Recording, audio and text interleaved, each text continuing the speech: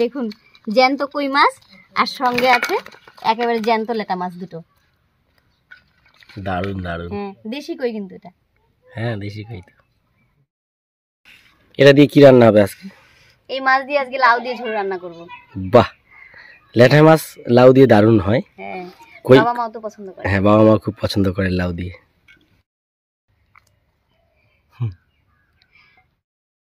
দেখো কই মাছের কাটা, আর এই কাটাগুলি কিন্তু হাতে লাগে। এই যে এইদিকেও কাটা আছে, কাট হয়ে গেছে।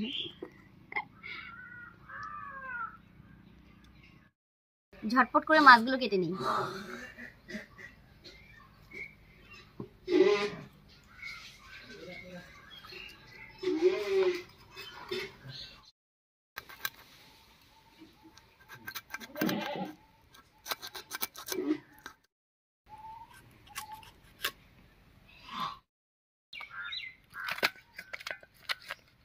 দেখো এই কই মাছটা কত বড়।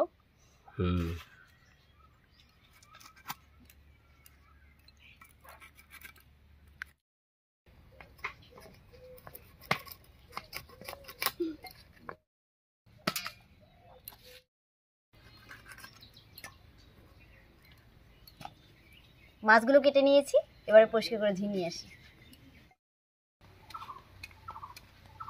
মাছটা ধুয়ে নিয়ে এলাম, এবার ঝটপট করে রান্নাটা করে নেব।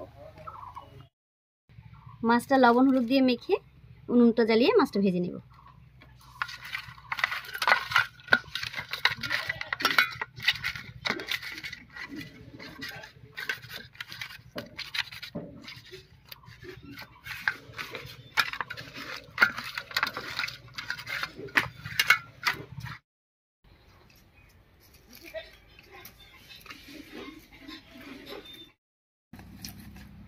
উনুন জ্বালিয়ে কড়াই বসিয়ে দিয়েছি, এবার কড়াইয়ে সরষের তেল দেব।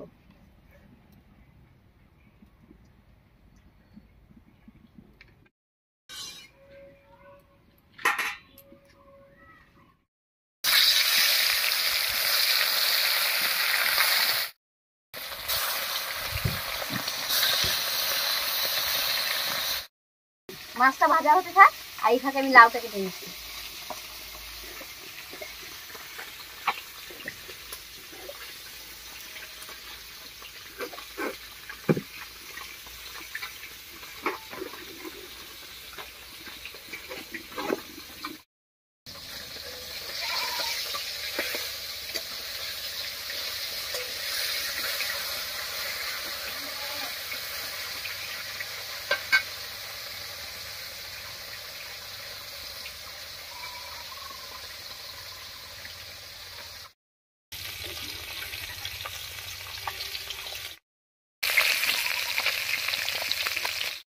এই কটা মাছ ভাজা হয়ে গেছে, নামিয়ে নিচ্ছি। আর জ্যান্ত মাছ দেখুন ভাজা হওয়ার পরে মাছগুলো কেমন বেঁকে গেছে।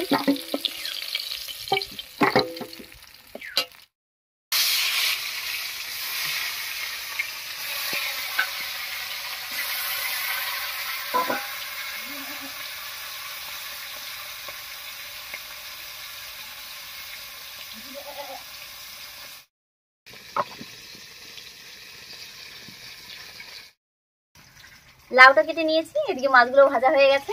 এবার এই মাছ ভাজার তেলের মধ্যে একটু মশলা ভেজে নেব।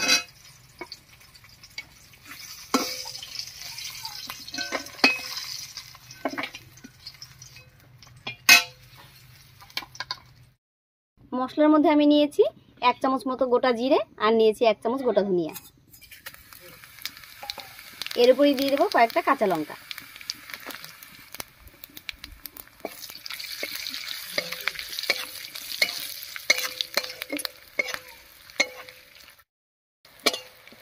মশলাগুলো ভাজা হয়ে গেছে, নামিয়ে নিচ্ছি।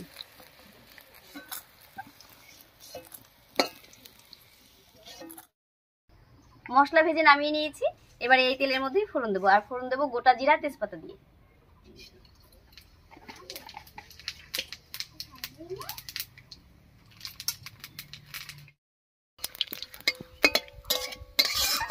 ফোড়নটা ভাজা হয়ে গেছে, এবারে কেটে রাখা লাউটা দিচ্ছি।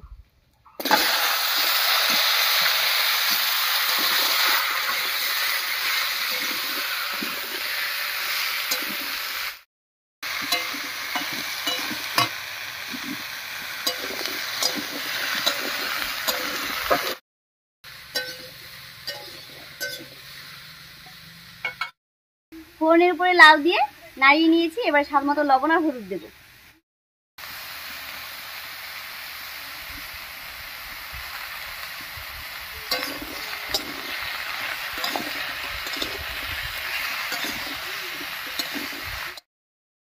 এবারে লাউটা রান্না হতে থাক, আর এই ফাঁকে আমি ভাজা মশলাটা বেটে নিচ্ছি।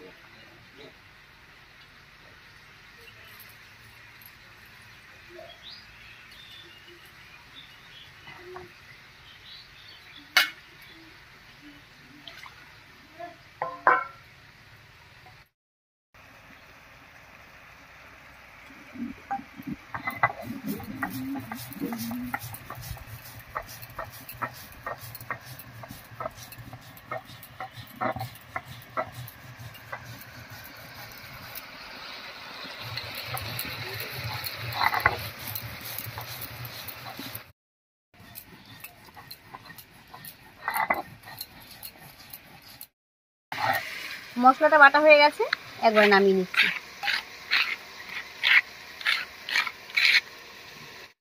মশলাটা বাটতে বাটতে লাউটাও বেশ কিছুক্ষণ রান্না হয়ে গেছে, আর কিছু সেদ্ধ হয়ে গেছে দেখুন।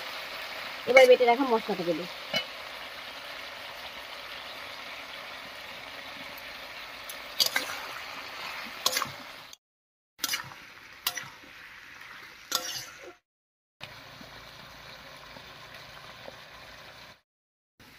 মশলাটা দিয়ে আরো 4-5 মিনিট কষিয়ে নিয়েছি। এবারে জল দেবো ঝোলের জন্য।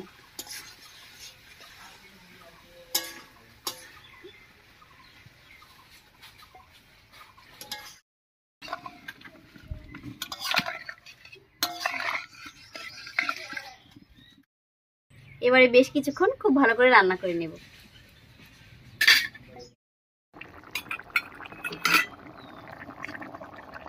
বলক উঠে গেছে, এবারে ভেজে রাখা মাছগুলো দেব।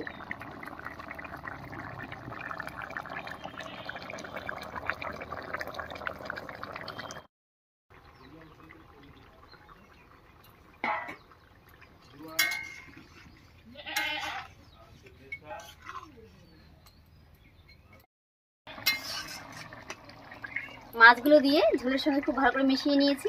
এবারে ঢাকা দিয়ে 4-5 মিনিট রান্না করে নেব। এতে করে মাছগুলো খুব ভালো সেদ্ধ হয়ে যাবে, আর খেতেও অনেক বেশি ভালো লাগবে।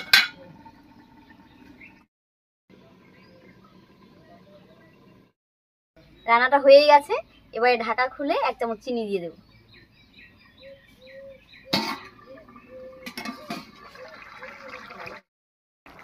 লাউয়ের তরকারি একটু মিষ্টি মিষ্টি হলে খেতে বেশ ভালো লাগে। আর রান্নাটা দেখুন, দেখতে কত সুন্দর হয়েছে।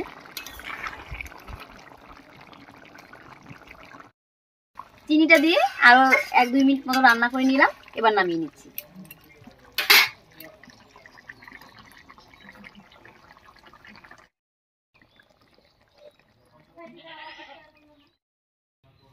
একে তো উনানে রান্না, তার উপরে আবার সম্পূর্ণ বাটা মশলায়। রান্নাটা কেমন হবে বুঝতেই পারছেন। যাই হোক, লাউয়ের তরকারি কিন্তু গরমের থেকে ঠান্ডা হলে খেতে বেশি ভালো লাগে। তো আজকের এই সহজ রেসিপি আপনাদের কেমন লাগলো অবশ্যই কমেন্টে জানাবেন। যদি ভালো লাগে একটা লাইক করে দেবেন এবং চ্যানেলটিকে সাবস্ক্রাইব করে এভাবেই আমাদের পাশে থাকবেন। আজ এই পর্যন্তই, আবার কাল দেখা হচ্ছে নতুন কোনো রেসিপি নিয়ে।